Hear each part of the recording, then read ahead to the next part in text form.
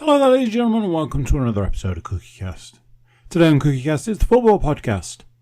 We are a man down, but it's a short one. It's a short, sweet, little number just to keep it all moving in the right direction. There's no actual games this week, so we're talking more about the close of the transfer window and the big signings, big moves, big shakes, all of that. And just going to go over last week's games. So, still enough there, but less than usual. Before we start, please do consider like, share, subscribe and comment. Leave a review where you can leave a review. Obviously, the biggest one is share the podcast around with any football fans you might have in your life. They might even thank you for it. Right, let's get started. Here we go. This is CookieCast, football podcast.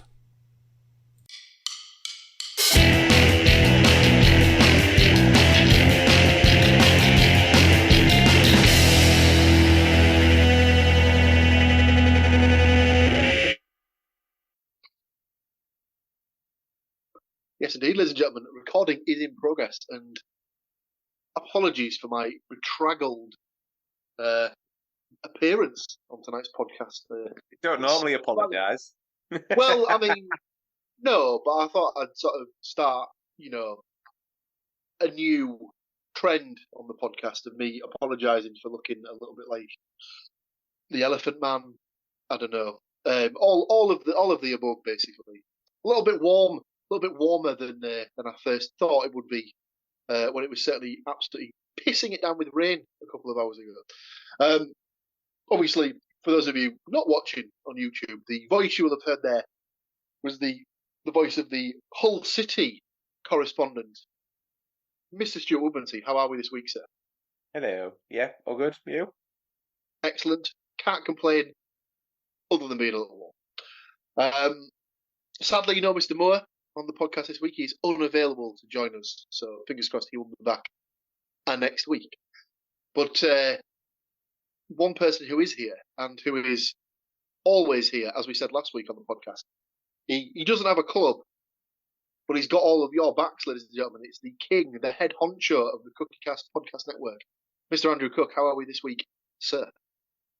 Oh, fabulous. Absolutely fabulous. We like to hear it. From a podcast perspective, just like a little early shout out to keep an eye on your feeds for the relaunch of the American football podcast that will be coming out at some point this week. That'll be dropping in your feeds very shortly. But obviously, we're not here to talk about American football. We're here to talk about English football, specifically the ins and outs of Middlesbrough, Nottingham Forest, and Hull City. And we will dive straight in with what happened in last week's games. As we said last week, no games to predict this week, as it is the international break. So no games for either Borough, Hull, or Forest. So we're going to take a week off, as it were, from predictions, and we're just going to go through all of the ins and outs of the transfer window shutting last week. So that will be the second half of this week's podcast. But we'll start with the first game of the three we had last week, which was Cardiff City taking on my boys Middlesbrough. This was another one of the early kickoffs in the Championship, 12:30 on Sky Sports Plus. I watched it in the car park of a York-based music supplies company. You didn't mishear that. That is exactly how I consumed the second half of this game. And it's a good thing it was only the second half, as the first half was not very eventful. It was 0-0 at half-time. However, early on in the second half, it was actually Cardiff that could have taken the lead in this one. Captain Aaron Ramsey picked up the ball in the box, shimmied past a couple of Middlesbrough players and had his effort blocked on the line by Luke Ayling via the post. Ayling then, rather than just clearing it first time, decided to control the ball on the line and then volley away. So very casual from Mr. Ayling. And Borough were rewarded for that goal line clearance on the 55th minute when Matt Clark popped up to score his second goal in 2 games and become Middlesbrough's top goal scorer. Into the bargain. That may come as a bit of a surprise to most people, as he is a centre half. But it was similar to the game against Portsmouth the week before. It was a corner from the right-hand side from Finn Azaz. Matt Clark had peeled off from around the penalty spot to the right-hand side of the 6-yard box and just was completely unmarked to head in. It wasn't the edge of the 6-yard box. It was probably in line with the penalty spot, so it was probably from about 12 yards out. But a very good header, nevertheless. And Middlesbrough made the game secure on the 82nd minute in slightly controversial fashion. Emmanuel Latte-Lath, who had an eventful transfer deadline day, shall we say, late interest from Ipswich Town had apparently turned his head, and he asked to obviously find out a little bit more information about the move. Didn't initially travel to Cardiff. Was obviously told by the club in no uncertain terms, you're not being sold unless they pay us a record transfer fee. To which apparently he said, yep, no problem. Got his head down, volunteered to make his own way to Cardiff to join up with the team ahead of the game on Saturday afternoon. And he was rewarded not with a starting berth, but he did come on in around the 70th minute or so. So what sounded like quite a good applause from the travelling Borough supporters. So obviously any animosity towards him is now in the past. He had a shot which was blocked by the Cardiff defenders and almost sort of cannoned into the path of Alex Gilbert, who looked suspiciously like he might have been offside. Pretty much all of the Cardiff players appealed and stopped, but obviously no flag from the assistant. Ref carried on the game. He rolled the ball back into the path of Aidan Morris, who tried to claim the goal. Have a look at the replays if you can, ladies and gentlemen, because to say this one was going wide is a little bit of an understatement. This was one of the worst shots I've ever seen from 12 yards. Not quite as bad as Mr. Taiwo Awoni's penalty from 12 yards the week previously, but it was not great. His effort was massively off target, cannoned in off the unfortunate Aaron Ramsey for an own goal and 2-0 to Middlesbrough, and that's how it stayed. So, a very, very valuable 3 points on the road for Middlesbrough. Cardiff still stay bottom with just 1 point from their 4 games so far this season. Podcast-wise, Stuart Woodmansey had gone for a 2-2 draw in this game. Sadly for him, he had predicted Ramsey to score for Cardiff. So I was tempted to give him minus points there, but I haven't done that. I've just put him down for 0 points. Ramsey and Mate to score for Cardiff, Conway and Azaz to score for the Borough. The rest of us all had Middlesbrough wins. Myself and Matt had gone for 2-1. Sadly, neither of us had Clark or Ramsey on goal as our goal scorers, so we just get the point for the correct result. But Mr. Cook storming in with a 2-0 Middlesbrough win, 2 points for the correct score. Sadly, that is where his point ended, as he had Latte-Lath and Bergzorg as his goal scorers. So, 2 points for Andy, a point apiece for me and Matt. Stu yet to get off the mark. The next game, sadly, will be very, very quickly gone through, as it was the Nottingham Forest game, and I haven't actually seen it yet, so I've not actually seen the goals. But suppose you watched the highlights on Match of the Day, neither of you two? No, didn't get a chance. So I'll just go through it just quickly. This one was pretty much done and dusted within the first 15 minutes by the looks of it. Chris Wood opened the scoring on 10 minutes for Forest, with Jean Rickner Bellegarde scoring the equaliser 2 minutes later on the 12th minute. Like I say, unfortunately, I didn't have a chance to get around to seeing this game. So, point for Forest, maintains the unbeaten start to the season. I believe Matt will be disappointed that they weren't able to get 3 points against what would on paper be a very weak Wolves opponent, you would say. I know it's only 2 minutes as well, but it'll be another line that adds to his statistic that he dropped the other week about points dropped from winning positions. Yeah, it's very a very telling piece of information, shall we say, for Nottingham Forest, sadly. Podcast-wise, no one's getting any points on this one. Well, sort of, as we all had Nottingham Forest to win.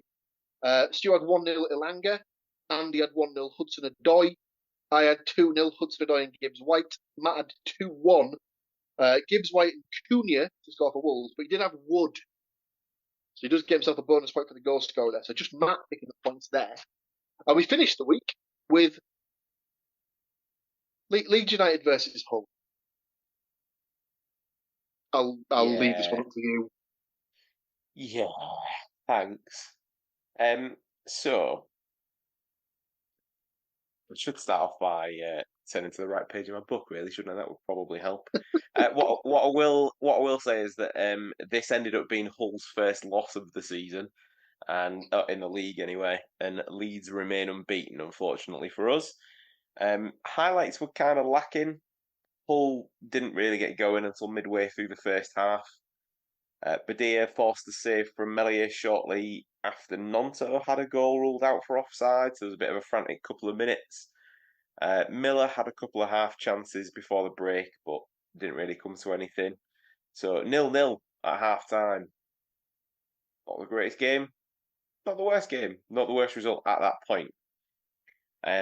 Safe to say that the manager's substitutions might have disrupted the game a little bit, and maybe it's just coincidence. But yeah, Jarvis came on for Slater on 60 minutes. 3 minutes later, Leeds were in front. Solomon crossed from the left, which was converted by Joseph at the near post. He absolutely slammed it near post as well. It's one of the ones I hate to see keepers getting beaten on the near post when it's your own keeper. But for the scientific folk amongst us, I believe the phrase is he absolutely twatted it. It was pretty rifle, to be fair. Yeah, and then the pattern almost repeated because on 78 minutes he took Zambrano and Omer off, put Simmons and Palmer on, and Leeds scored 3 minutes later. This time, however, it was on the break. Pressure was on from Hull. But yeah, we got done on the break, and Joel Peru being the culprit for the second goal. But unfortunately, that's kind of how it finished. So Leeds 2, Hull City 0. You hate to see it, especially if you're Mr. Andrew Cook, who'd gone down for a 5-0 Hull City win. Sadly, no points there. No 2 goals for Badia or 3 for Mason Burstow. I'd gone for a 2-2 draw. Sadly, no goal scorers for Hull. No Solomon goal for Leeds, but there was a Pirot goal for Leeds. I do get a point there. Matt had gone for a 2-1 Leeds win. We already know that one of his selections of Dan James to score was never going to come in, as Stu pointed out last week on the podcast. He was ruled out the day before the game, 2 days before the game. It was early in the week, wasn't it? It was when we recorded one. It was Thursday. Yeah. Yes, it was a couple of days before the game, so there was no chance of him getting any points for James there. So just a 1 point from Matt. Stu had gone for a 3-0 Leeds win, so it wasn't as bad as he thought. No Nonto goal, although technically was ruled out for offside, which is a little bit annoying, because technically you would have had a perfect score there, because you had Pirot, Joseph and Nonto for a 3-0, so you would have been on for 6 points there. But your team didn't concede 3 against Leeds, so every cloud. That's the way I'd be looking at it. I mean, it's disappointing when your office has got Leeds fans in it. It's more disappointing when that's the thing that they've talked about all week, and I just think it's okay because by the time that we get to Friday, I'll be able to roll out the living in the past, because that's all they ever do.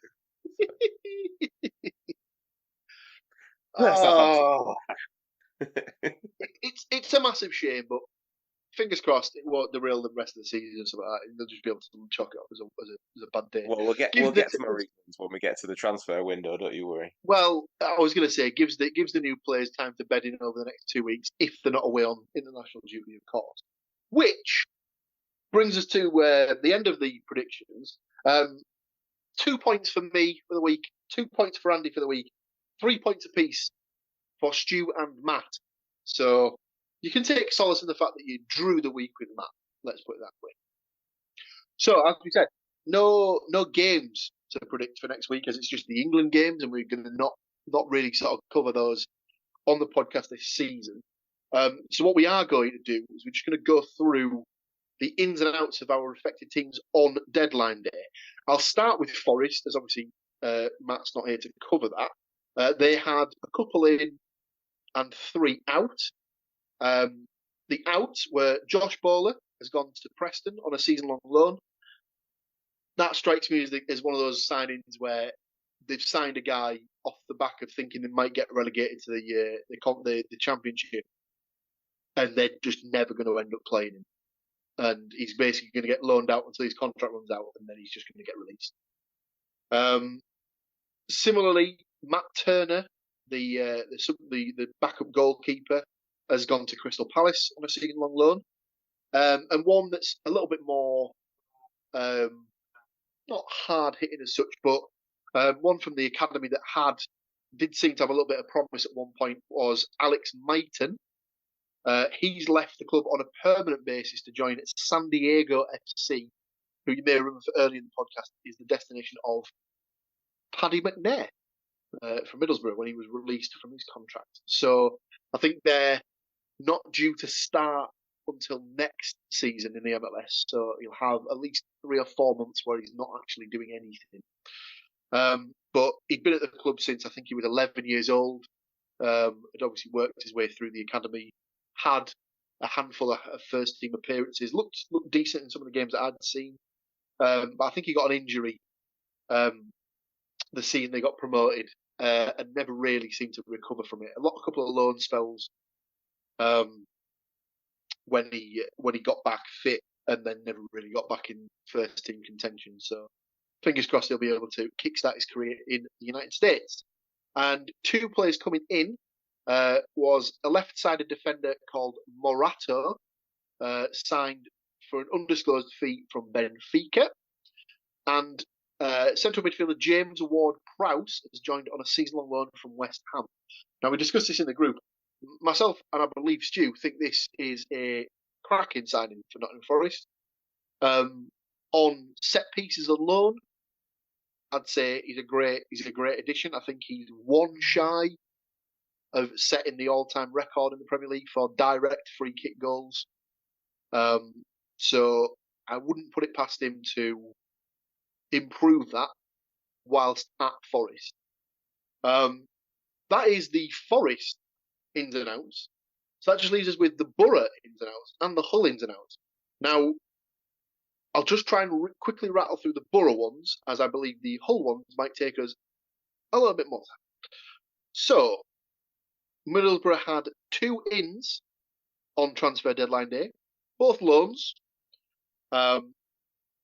They signed, this is according to the Middlesbrough website, coveted winger Ben Doak on a season-long loan from Liverpool. I don't think they were in the market for any additions in the forward areas, but when it became apparent that Doak was available, they moved very, very quickly to get that one through, as he's very, very highly thought of. So that's one we'll have to keep an eye on, because he does come highly rated. And I was told by a friend who's a Celtic fan that he is certainly one to watch. And the second, which was in the final couple of minutes, was a centre half, George Edmondson, signed on loan from Ipswich. So we'll have to keep an eye on that one. Borough desperately in need of centre half reinforcements, so that one was very much needed. And then 3 players went out on loan. Pharrell Willis, I think he's had a little bit of dabbles with the first team, not much, so it's not a name that most people will know from the podcast. He's gone to Queen of the South, which seems to be quite a well-trodden path from Middlesbrough in the past. He's gone there for the season on loan. Sonny Finch is a youngster from the academy who's had a couple of games in the last couple of years, but then got a nasty injury, so he's just working his way back. He's gone to MK Dons, where I think unfortunately he suffered a bit of an injury on his debut, so he might be missing a little bit of time. And the main one was Josh Coburn leaving the club to sign for Millwall on a season-long loan. I think there was talk that could have potentially been a permanent move, but I think the club does see potential in him, so it's just a season-long loan. There may be an option to purchase at the end of it, but as it stands at the moment, it's just a loan deal. So 2 in, 3 out from a Middlesbrough perspective. We're actually going to take a small break before we go on to discuss the whole ins and outs, as I believe there could be Nottingham Forest circa 2022 levels of movement here, shall we say. Stu, for those not watching on YouTube, he's shaking his finger. We'll be the judge of that when you join us after this short break. Don't go anywhere. And just like that, the break is over. So, as we said, we left the break so we could go through all the ins and outs at Hull. Now, a couple of weeks ago, the chairman had said that they wanted to sign, was it 10? Yeah. And as of last week, when we got in to the ins and outs, they'd signed 6? I have a feeling it was more than that. Okay, fair enough. I don't have it as a tangible number right now. Just bear with me, caller.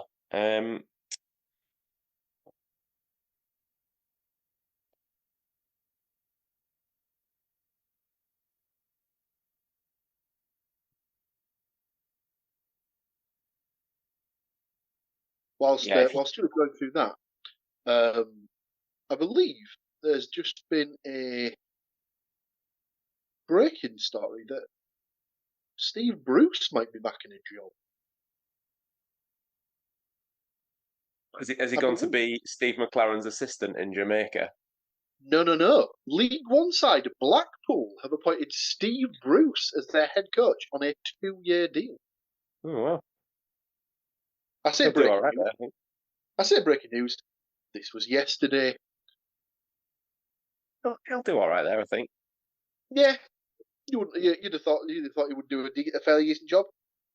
Anyway, back to your current. So the aim was 10 players, right? Yes. If you count in the permanent addition of Ryan Giles, then over the course of the transfer window, we brought in 15. So, to go back to what Paul said moments before the break, it wasn't 22, shove it up your ass. So, but no, in the last, pretty much in the last 24 hours of the transfer window, City managed to bring in 4 players and 1 officially left. The man on his way out, unfortunately, sad times for my household again, because it's like that, dangling that carrot of Oscar's going to get a game, he's going to come back, he's going to play. Oh, he scored a goal in the first game. Oh, great, everything's off you go, son. So he has now, Oscar Estepinian has left on a permanent basis, and he has gone to Mexico, a team called FC Juarez, for around £1 million. So a little bit of money back on him. If he wasn't going to play, don't think that's a terrible deal, to be fair. Since scoring the penalty in the last minute of the first home game, hasn't exactly looked all that interested. He's a target man that needs to play in a target man system, and seemingly that wasn't Rossini's way, and it doesn't appear to be Walter's way so far, so not the worst ever. However, the 4 bodies that did arrive in the building were Mohamed Baloumi. I'm assuming because his surname's kind of spelt a little bit like Halloumi. He's a right winger, 22-year-old from Firenze, reported to be around the £5 million mark, but it's a bit wishy-washy for actual nailing that figure down. We signed Casey Palmer, an attacking midfielder, 27 years old, who came from Coventry. See, Paul's team unfortunately know all about attacking players from Coventry in the last couple of seasons. So, fingers crossed he is one of the better ones. He's a Jamaican international. So his first act, he played a few minutes in the Leeds game, got subbed on for about the last 15 minutes or so, and then has gone straight away to go and play for Jamaica. We signed Abu Kamara, another right winger, officially, 21 years old, from Norwich for an undisclosed fee. Right wingers seem to have been the order of the day in the final 24 hours because Casey Palmer, if he plays in midfield as well, could I suppose could fill that role too. And just to fill out the final position on deadline day was Carl Rushworth. And no, he's not a midfielder. He doesn't play on the right. He is, in fact, another goalkeeper. So we've signed 2 goalkeepers this window. Carl Rushworth, however, is 23 years old. He's come to us from Brighton on a season-long loan. I assume that he's here for the minutes and is looking to go back, but you never know, I guess. It seems an odd move that we had Pandor, still have Pandor, who's played in goal for the majority of the league games so far. This was the guy who the owner touted as having all the confidence in the world in him last season and really wanted him to play. And this was the guy who wasn't getting in the team because Rossini kept putting Allsop in the team. Allsop's obviously no longer with the club.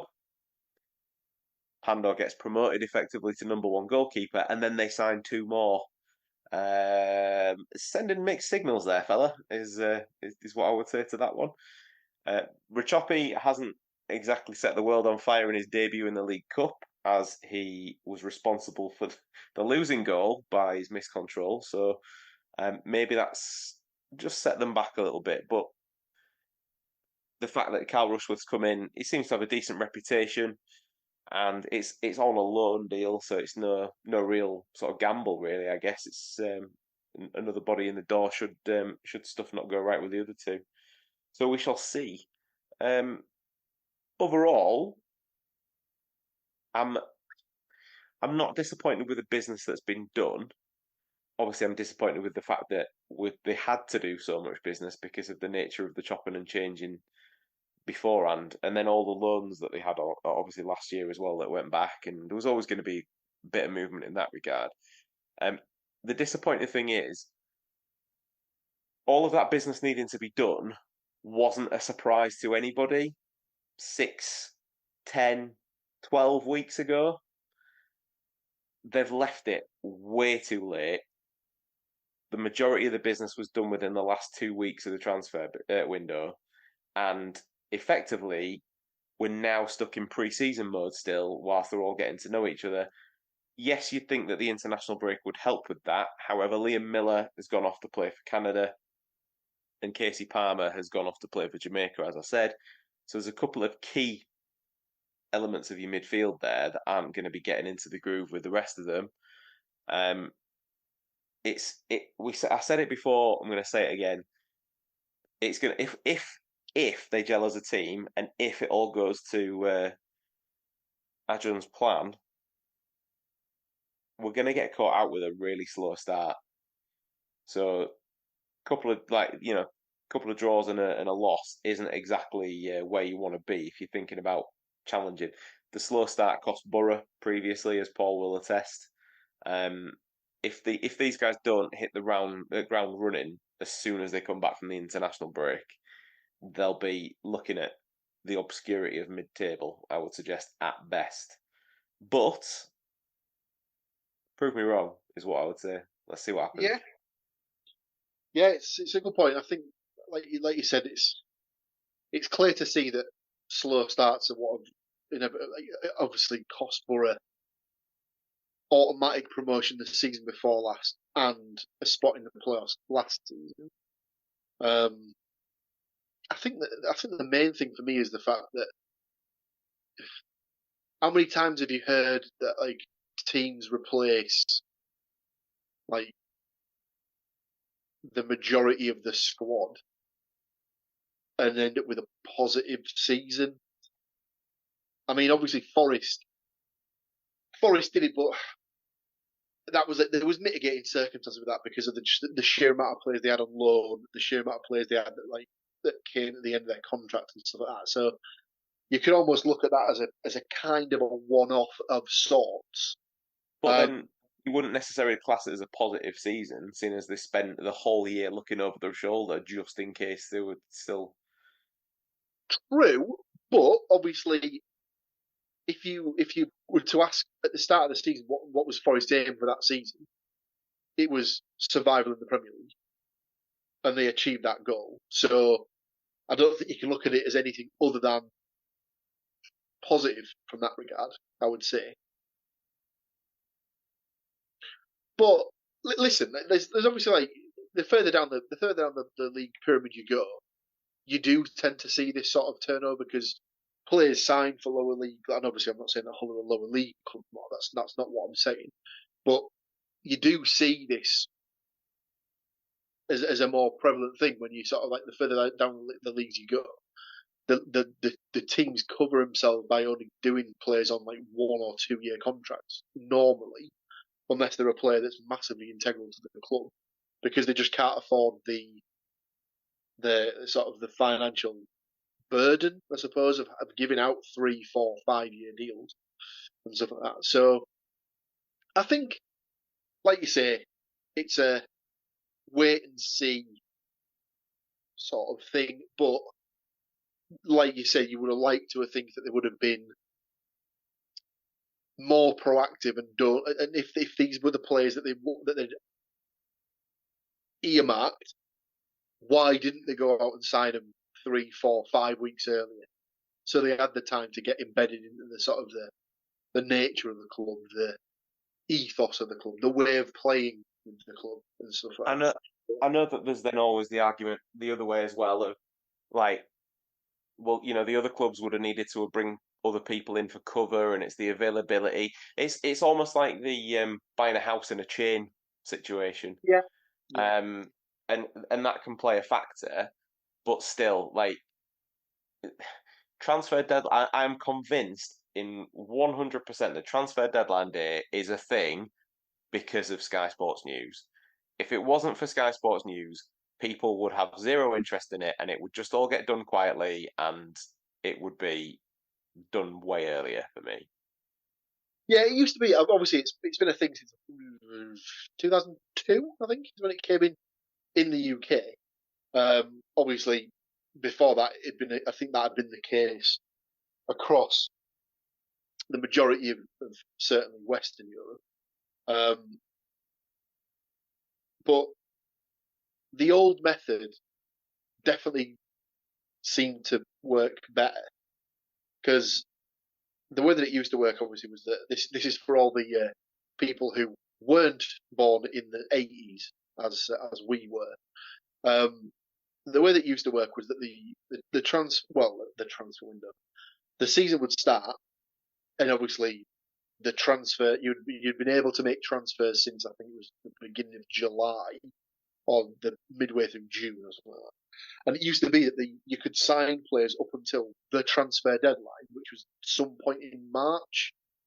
And then, obviously, that allowed you to, if you had an injury, you could go out and sign a replacement, or you could bring in a loan. So if your striker went down with a cruciate knee ligament injury or something like that, you weren't stuck trying to scrabble around and find someone from the academy that could fill that void for however many months.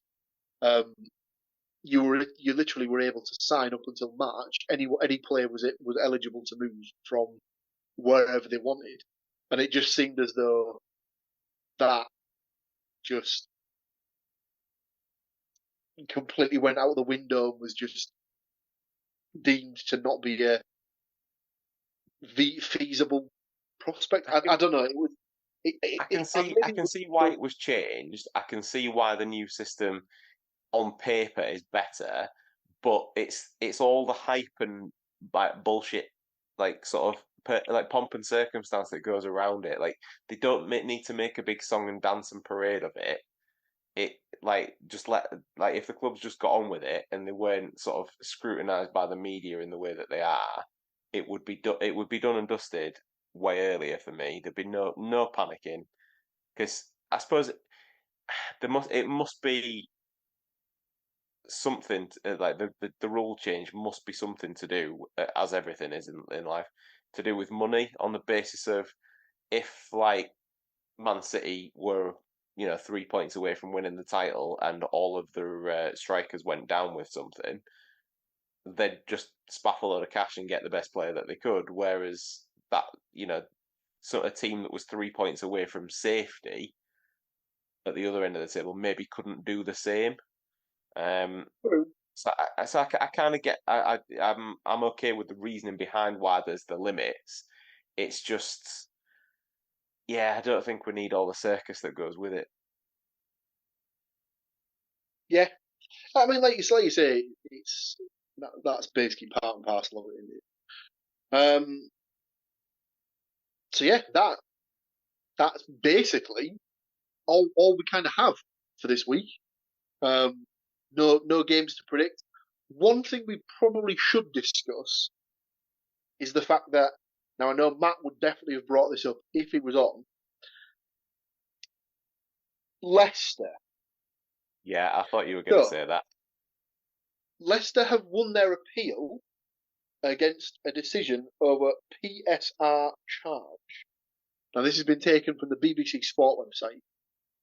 Leicester have won an appeal against a decision that could have led to a points deduction for an alleged breach of Premier League profit and sustainability rules. An independent panel found the Premier League did not have the jurisdiction to punish the club. The Premier League said it was surprised and disappointed by the panel's decision. Leicester said that they had simply sought to ensure that the rules are applied based on how they are actually written. The Foxes were charged by the Premier League for breaching spending rules. They appealed against this charge, but an independent commission then ruled the top flight could take action. Leicester then appealed against that decision based on the fact they were in the English Football League, so Championship League 1, League 2, at the time the charge was issued, and the outcome was announced on Tuesday. I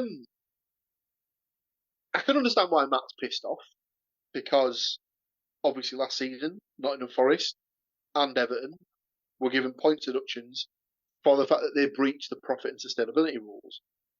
Leicester have done exactly the same, but because they were found to be in breach of the charge, as they had fallen out of the Premier League, they've argued that, well, we weren't in that league, so why should that charge apply? But surely the argument is, well, your intention wasn't to get relegated, so what are you on about? I mean, it's a very murky situation, and I think Stuart actually said this in our group chat. It potentially just opens up, well, if Leicester have been able to get around this, the 115 charges that have been levied against Man City, what's the likelihood that they're just able to explain away most, if not all, of those? Well, technically, Paul, I think you'll find they were in the Champions League for some of that time, so not all of those charges will stand because they were playing in a different league at the time. Good point. It'll be Great some point. nonsense Good, like what's that. good for the goose, etc. You're absolutely right. It's that thing, though, isn't it?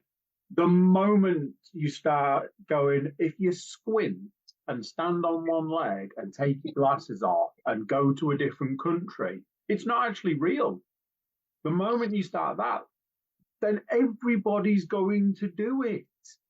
The moment it's like, oh, hang on a minute. You mean if we can magic some sort of weird reasoning behind the fact that we absolutely 100% went against the very simple rules that are set out, that we can get around this and just carry on with our business? Get your thinking caps on, lads. We can get this one knocked out in about half an hour, I reckon. But like I said, it just seems counterproductive, because so would their argument have been, oh well, yeah, we were in breach of the rules and we stayed up. So yeah, give us our points deduction. So are they saying that they would have happily taken their medicine had they stayed in the league? Is that what their argument is? I assume so, because it's. I mean, it's still flawed. At the end of the day, you've broke the rules. Like, take it. That's it. It's like it's effectively like, oh, I stole something from a shop, but it turns out that shop was actually a police station. So I was already here anyway now, so it didn't really matter that I did it. So we'll just ignore that for now. Yeah. It's a very strange one. I think the two things I'd seen on it were, I think that it's important that the Premier League and the EFL have both issued statements to say that they're not happy with that decision. Although that's a little bit above my pay grade on the how the Premier League can complain about somebody not getting done by their own rulings. It's like, well, okay, that's a little bit. But my favourite thing that did come out about it was the ever reliable Paddy Power social media account, which read, Leicester have won their appeal against the PSR charge, with the Premier League now set to deduct Everton 10 points instead.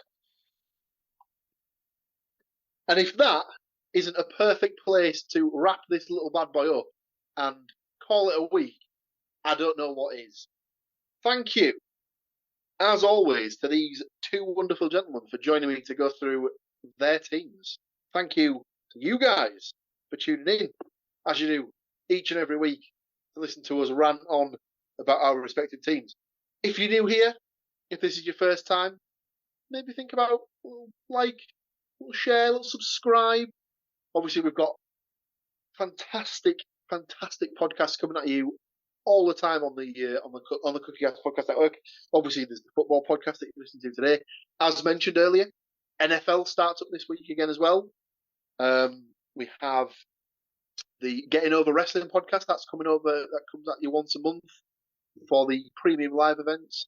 You have the Darkest Timeline podcast, which is where Mr. Cook gets to open his worry hole, shall we speak, and churn out all the things that are, really ticking him off and really grinding his gears and pushing his buttons, so to speak. And there's also the F1 podcast. You are? I don't do that anymore. I'm full of positivity these days. Is this like when Matt says he's full of positivity and then puts Forest down for like a 7-0 loss or something? Yeah, me and Matt park in the same parking space. I love to hear it. And of course, the F1 podcast that comes to from the boys that do the F1 podcast. Absolutely. So yes, if you are new, like, share, and subscribe. We greatly appreciate it. Join us again next week, where it'll be a very short one next week, as we'll just be doing the predictions for the upcoming games. Might discuss the England game if any of us have had a watch of it to see whether it was worth watching. Likelihood is it probably wasn't. Like Stu, we actually discussed that a lot of the players have already pulled out of the squad.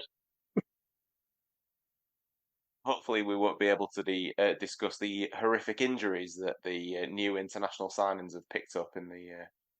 I'm quite happy for that to not happen. Yep, that's a big fingers crossed right there. Hopefully all of our players that are on international duty come back fairly unscathed from their actions. But join us again next week, where we'll break it all down for you and go through it all over again. But until then, take care of yourselves, look after each other, and we'll see you next week. Bye for now. So there you go, what do you think to that? Short, sweet, to the point, everything you could possibly hope for. Big thank you for watching, big thank you for listening, big thank you for being here, part of the Cookie Cast crew. If you want to be a bigger part, click that like, share the podcast around, subscribe if you already haven't, leave a review. There's a variety of different places you can leave reviews, and they do mean a lot to the podcast. And finally, check out the website, thecookiecast.com. There we've got social media links and an email button, and that way you can get in touch with us. That's it for this one. Until next time, I'm going to say bye, and I'll see you then. Thank you for listening to these grumpy old men talk about football. If you've enjoyed this episode, please like, share and subscribe.